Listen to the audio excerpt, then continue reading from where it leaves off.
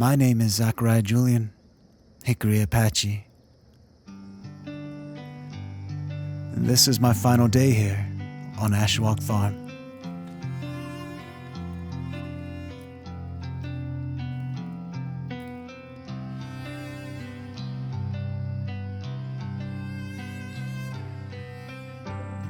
This is Don Spears, Choctaw, Narragansett.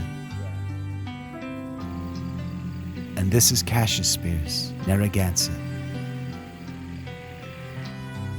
And together with family and friends, they protect and cultivate the rich Narragansett soil found on Ashawaug. And over the past 3 days, I've observed and filmed daily life on the farm.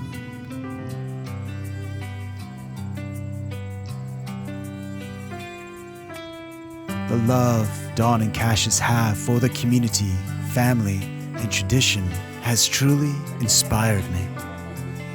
And as I get ready to fly back home, I already know that I will forever carry their stories and this experience with me.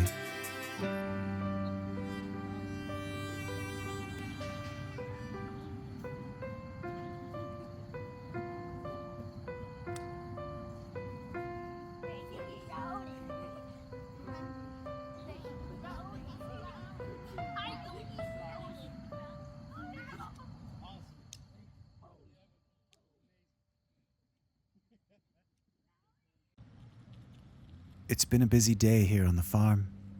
Ashawaug had some important guests this morning, and Cassius was finally available for a quick chat. So I wanted to talk about the visit today. I signed up for EQIP program, Natural Resource Conservation Service, where they come out to your property and they look at different ways that pertain to conservation. You have to figure that this was, when we cleared this, was like one big field. So you had a tendency of just driving anywhere on the field. And people who has been doing it for a while, but even before we purchased the property, so the soil was really compact and just driving on it. So we went for an access road, which basically is just a pathway that you can travel now on your farm that access all points. But you just kind of stay in one spot. Stay in one area. So now the soil can actually breathe. You can see with the rain it's starting to expand. And I test it every now and then just to see, the compaction in it, and you can see that it's really has helped the farm this far. We only have one well on the property, and it's our house well. And so the farm itself doesn't have its own really water supply. And last year we went through a serious drought, and we were really concerned that it was going to drain the well and not have any water in the house as well as for the crop. So we applied for a well as, through NRCS. And so today was the day that they come down to check out all that we've done. And we passed first time through. So that was like a huge relief for me. I was just so glad to have that all done. I'm thinking about, the Nisquatoa in the backyard, because that's kind of like what grounds me and keeps me focused on, where I came from and my family and all my relatives. And so it's just like, yeah, I need that. That's the medicine part, You'll notice we'll have our grandkids running around, so they come to this. This is a safe place for them. They're picking carrots from the garden, they're running them into the weed-two in the backyard, and they're going to help us pick corn later, and they're, to them, this is like, this is a life that was given to me when I was, growing up, and I'm just trying to pass it forward. It's beautiful. A storm swept in and stayed for about an hour. The farm came to a halt as we all waited.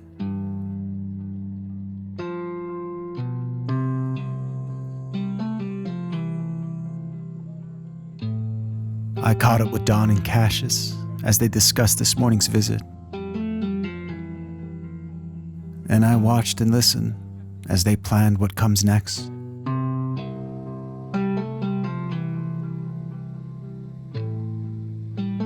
My flight back to New Mexico would be boarding in a few hours, but there was one more important thing I wanted to talk about with Don and Cassius before I said goodbye. What inspired you to build a wheat tube? It does remind us of where we come from and our roots. It's kind of like a pre-contact kind of visual, and we like to have that represent that traditional knowledge some way. And I think the best way to do that is to create, a home, and then having the gardens around our home and a place for our heirloom crops. It's positive energy. When you step in and are in there, it just kind of gives you like a new beginning. That sensation just falls over you. And so it's a meeting place that you can go in and you talk and you feel like, your ancestors are also in that conversation and listening. Even if we go into the construction of it, we get I usually go get my nephews and my brothers, and we head out in the woods, we gather the poles, we bring them back, just the whole idea of, finding the spot for it and constructing it, and the time and the conversations while you're building it, and the teaching, passing that knowledge down is also like another segment of that. Grandchildren, your sons. Well, and Cassius has created a space back here. It's on the back end of the property, so we don't hear the traffic so much. But also by growing the corn and having that border us, it gives that kind of barrier as well. So it is like stepping back in time for a minute and let yourself just be. And being indigenous can be invisible sometimes. We don't walk around in breechcloths and moccasins anymore, and we're working like just like everyone else, and so you have a tendency to blend in. But until you actually look closely and see, the foods we're growing, the foods we're eating, our daily lives, what they consist of, it's when you start to see a difference in, who we are as a people. So this land that we're on now, we try to elaborate in some of those areas just to make it easier for people to see that. But we live it every day, and we share with our family and extended family and whoever is interested. We live it every day. So we're making extra effort again just to invite you into our world and build that relationship so you can see that we share a lot of the same values.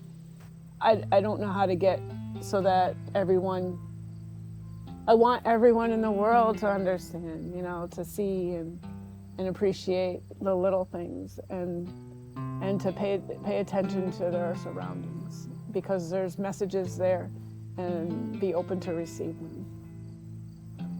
I want to personally thank both of you.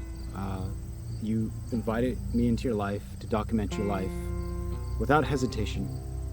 And it was just basically, Zach, you either keep up or you don't. And I like that. That's the way I like working. This place has re-energized me. I feel younger here. I feel lighter here. Because it reminds me of my childhood and home. So thank you for that. I just stared out the window the entire flight back home, just remembering and knowing that our indigeneity is resilient. On native land across Turtle Island, we are still holding on to what our ancestors taught us.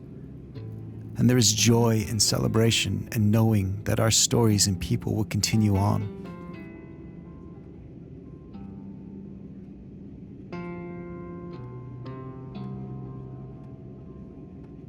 Thank you, Don, and thank you, Cassius, for everything that you do, and for helping me remember my home.